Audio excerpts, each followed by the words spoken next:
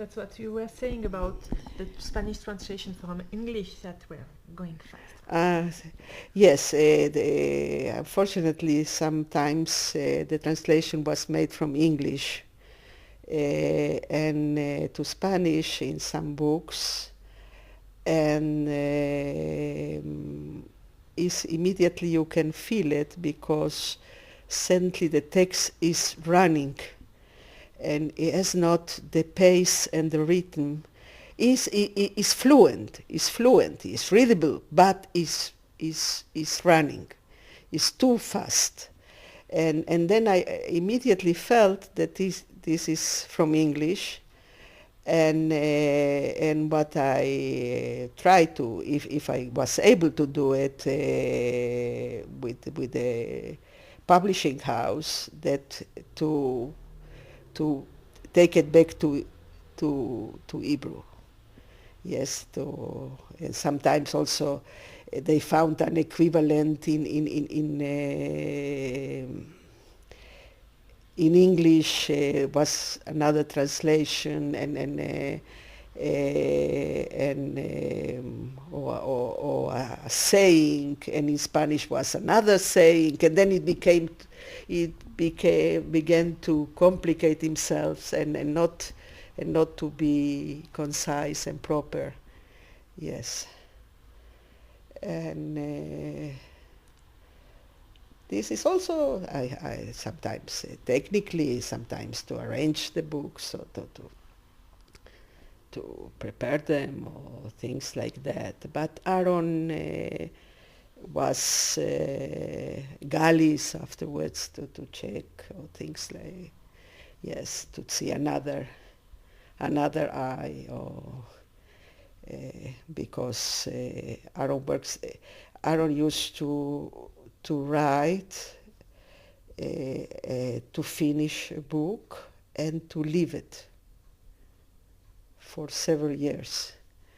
And then he went back and he saw, and he looked if he from another perspective, and then he worked again. And sometimes happened that he decided not to do it, not to leave it, but usually he changed matters, and he changed, he added, he took out, or different versions. Sometimes, yes. Now that I am looking in all the papers and the archives, and I found sometimes different versions of the same story. Yes. By different versions, you mean new characters? No, different approach. A different approach. Sometimes different names. It's the same character, but as another name. Yes, but it's not the main thing. The name, and also sometimes the setting is different. Yes, but this is a long work for academicians to do. Yes, and we have. I know that Aaron was very perfectionist in his writing, and therefore even we have books that he finished, but he didn't finish to work on them. They just were put aside. We don't think that will be possible to publish them, because I know that he will be against it. Yes. Even with the word, this is not the final version? Even. Maybe the only possible things to do is maybe do academic version or something like that, like a research or things like that. But meanwhile, is Thank God he lived. So there are so many books were published that were not published in France, and in many there are many books to translate. That he was I cannot say he was he agree with them, because always when he took a book he always found something to change. Yes, even if the book was published and everything, he always find maybe he could change something more. Yes, he was very much the he wanted things to be clear and pure, and the sentence to be precise, and he didn't like not to add things that don't belong. Yes, he was always taking away words that were not needed, according to yes, to make it. And it's interesting because it was an influence, I think, on the family too, the ways to see and to write, and yes, and okay. What was his routine? Well, he worked. He woke up every morning. He have his breakfast, and sometimes, usually when he was younger, then he used to walk or to go to a coffee house and to sit for several hours and to write. Yes, and then when he came back home, he always write with pen and paper. Never not. He didn't type. When he was younger, he used to type it afterwards in the type machine, and then when he used to type, after he did so many corrections that it wasn't clear, then he typed it to see it again, and then he worked again on the book. Also when he was younger, he was also a professor at the university, and also he taught. Yes, and he used to walk every day for an hour, and he liked to meet people,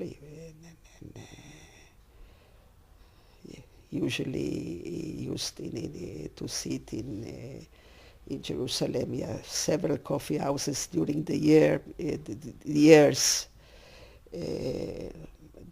The last one in Jerusalem was his place. It was in the Ticho house in Jerusalem. And people came, they knew that he was there, especially Philip Roth, who was a dear friend, and he wrote also in a book of his that they made in the Operation Shylock, that they are meeting in Ticho house, and then a lot of times American tourists came to the Ticho house to see if Aaron Appelfeld is sitting there. Yes, and Was it funny for him to become a character in a novel? well, it was funny. It was funny, but it was quite. It was very funny because when Operation Shylock was published in the States, we were in Boston. Aaron was in the university teaching for a semester. And then they call him from the newspapers to ask about the book, and they asked him, is Philip Roth was working for the Israeli Secret Service? And Aaron said to them, I cannot tell you.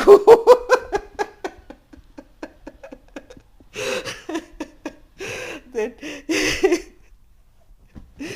and I can tell you, yes, like I don't know. And of course, with things like that, you can elaborate whatever you want. Yes, and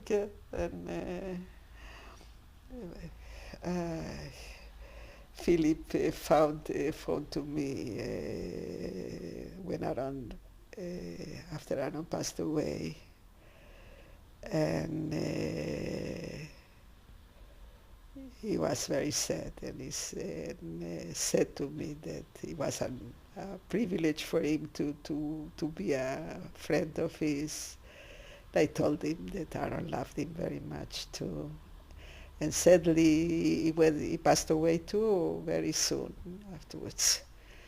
Yes, he was also very ill, and it was very sad. Yes. What was interesting is that they were almost the same age. Aaron was a year older. And Philip had, we have the feeling that Philip has looked at Aaron as his European possibility, that it could, if he will be in Europe, maybe is what will happen to him. And always, but they have a very good relationship, and a very warm, and yes, yes, it was surprising with. But Philip takes also there. Yes, yes. We find suddenly you find everybody is in the book. Yeah, he said, I will put always Appelfeld in my books. It was everything will be fine. Yes, but this is it was before we received Philip Roth's book about the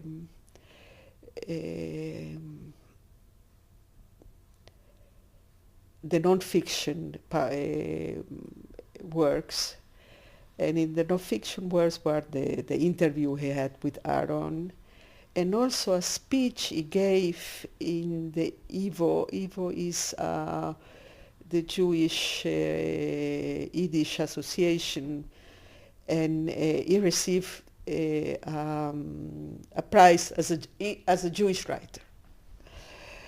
And it was the speech he told the audience about a meeting he had with Aaron and Sol Bello, and Sol Bello's wife, and that Aaron and Sol Bello began to speak Yiddish between them.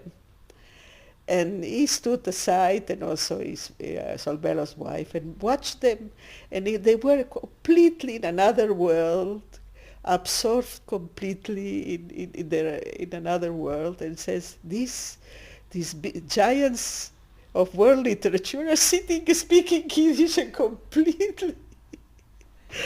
And I found that, and I read it to Aaron a week before Aaron passed away. And Aaron was very happy about this piece. And I told Philip also that I succeed to read it to Aaron, and it was very, very moved and very pleased that the book came exactly. Yes, and Aaron has had a very also with many writers, a very good relationship, and yes.